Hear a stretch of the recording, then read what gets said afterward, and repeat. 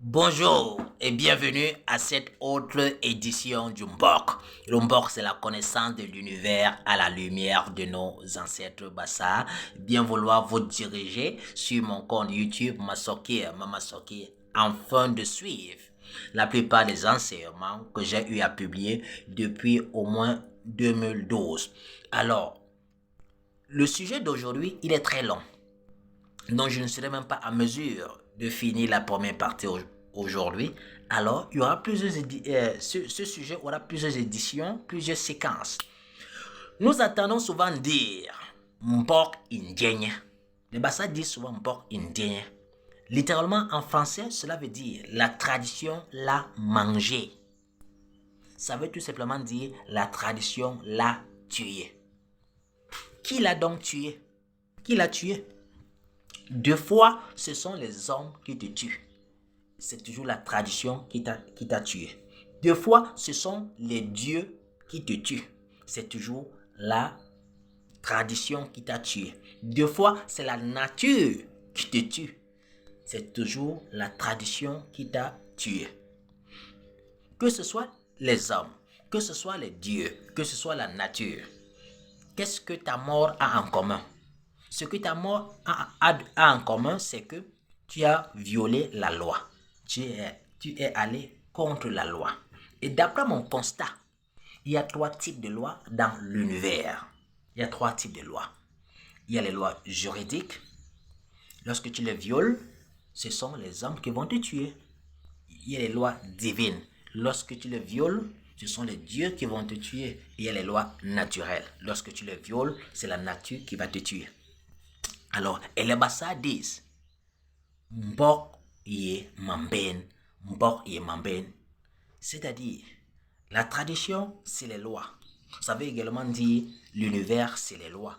Car le même mot qui désigne tradition en Bassa veut également dire univers. Donc, lorsque nous disons Mbok, nous parlons de la tradition, nous parlons également de l'univers. C'est donc pourquoi les Bassa disent Mbok ye mamben, l'univers, c'est les lois.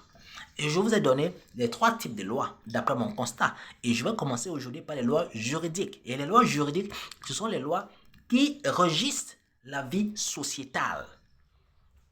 Et la tradition est la constitution des peuples. La tradition, c'est la loi fondamentale des peuples. Avant la colonisation, nos vies étaient régies par la tradition. Alors, de la même façon que la loi fondamentale de nos États, c'est la Constitution. Et dans un État, vous avez les institutions dont la mission est de garantir la Constitution. La mission est de garantir la Constitution. C'est-à-dire, si vous allez à l'encontre de la Constitution, de la loi juridique de votre pays, vous allez faire face à ces institutions telles que la police, l'armée, la gendarmerie, les tribunaux, ainsi de suite. Il en va de même pour la tradition. Il en va de même pour la tradition. Il y a des confréries de la tradition qui sont l'équivalent des institutions pour nos États. Il y a les confréries de la tradition. Il y a les soldats de la tradition qui sont des sorciers, dont le but est également de garantir la tradition. De garantir la tradition. Donc, lorsque vous allez à l'encontre de la tradition, dans sa dimension juridique, alors vous allez faire face aux sorciers. Vous allez faire face aux confrères de la tradition. Lorsque le policier attrape un malfaiteur, vous êtes content parce qu'on a mis hors d'état de nuire quelqu'un qui était une nuisance pour la sécurité et la paix. Mais lorsque le sorcier du village, qui lui également représente la police, la gendarmerie au sein de la tradition, lorsqu'il porte atteinte à un individu parce que ce dernier est allé à l'encontre de la tradition, vous vous mettez à vilipender. Vous vous mettez à vilipender le sorcier. Le sorcier a tout ce droit d'aller contre vous, car vous avez enfreint la tradition. Comme le policier, l'armée, ces institutions ont le droit de venir après vous si vous allez contre une loi. Le problème, c'est que vous avez dit que vous avez rejeté la tradition. Mais j'ai pitié, j'ai tout simplement pitié de vous. Quand vous connaissez certaines choses, quand vous connaissez les choses que je connais, c'est la pitié maintenant. Alors, la constitution du Cameroun, elle a été établie. Elle a été établie avant même notre naissance. Ceux qui ont établi cette constitution nous ont engagés.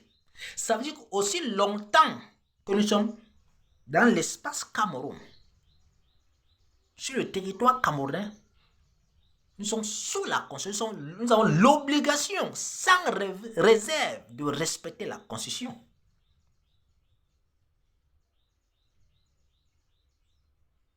Que nous l'acceptons ou pas, c'est ainsi. Il en va de même de la tradition, qui est la constitution des peuples. Lorsque nos ancêtres ont établi cette constitution, ils nous ont engagés. Ils nous ont engagés. Alors, vous pouvez dire que non, moi je ne suis pas la tradition, moi je suis chrétien, je suis musulman. On n'a qu'à foutre. Soyez ce que vous voulez. Mais ce que vous ne... Voici ce que vous oubliez. Vous ne pouvez pas quitter la tradition. Vous ne pouvez pas quitter, parce que vous ne pouvez pas couper le lien. Parce que, même si vous dites que vous n'êtes plus dans la tradition, vous êtes chrétien. Mais alors, vous ne pouvez pas mettre fin à ce lien de sang qui vous lie à vos ancêtres, à ce lien de sang qui vous lie à vos ancêtres. Est-ce que vous comprenez ça? Donc, aussi longtemps que vous êtes les descendants de vos ancêtres, aussi longtemps que le sang de vos ancêtres coule dans vos veines,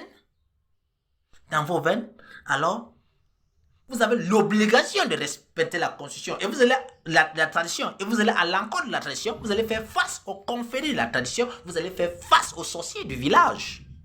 Montez, vous descendez. Moi, je vous dis une chose.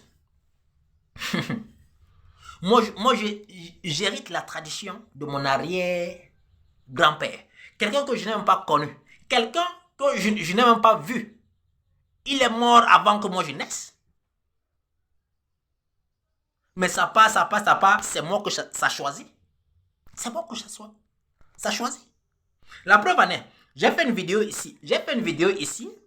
Où j'ai fait une vidéo aussi sur Facebook. Mais j'ai muté la vidéo. Il n'y avait pas le son. Où j'étais devant une tombe. Je parlais, je versais le vin. J'étais devant la tombe de mon grand-père, dont je suis l'héritier. Je lui disais qu'en fait, le moment est venu. Le moment de l'initiation s'approche, de la transmission du mbok. Car je suis l'héritier. Je suis allé rencontrer les vieux du village. Lorsque j'ai parlé, il y avait quelques vieux qui étaient là. Tout le village a su pourquoi je suis venu. Tout le village a su pourquoi je suis venu. Et j'ai parlé sur la tombe de mon arrière-grand-père et je suis rentré en ville. Alors, si je n'étais pas l'héritier légitime, je ne serais plus en vie aujourd'hui. Car c'est un coup d'État. Sur le plan de la tradition, c'est un coup d'État. Vous allez prendre un pouvoir qui ne vous est pas destiné. Le coup d'État est réprimé dans toute société. Essayez de faire un coup d'État ici contre le gouvernement actuel. Vous allez voir les forces qui vont venir après vous.